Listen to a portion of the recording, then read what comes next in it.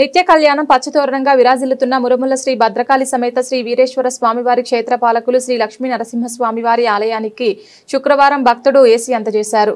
స్థానిక గ్రామానికి చెందిన శ్రీ కంచినాథం సోమేశ్వర శర్మ దంపతులు సుమారు 30,000 విలువ చేసే ఏసీని ఆలయ అంతరాలయం ఏర్పాటు చేశారు.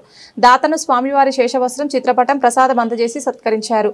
ఈ సందర్భంగా దాతను ఆలయ శ్రీ వీరేశ్వర స్వామి దేవస్థానం chairman Shri Datla Ramakrishnamraju, assistant commissioner V Satyanarayana, మాజీ చైర్మన్ శ్రీ జంపన భీమరాజు, చెరుకూరి కృష్ణ, రాజంరాజుతో పాటు పలువురు అభినందించారు.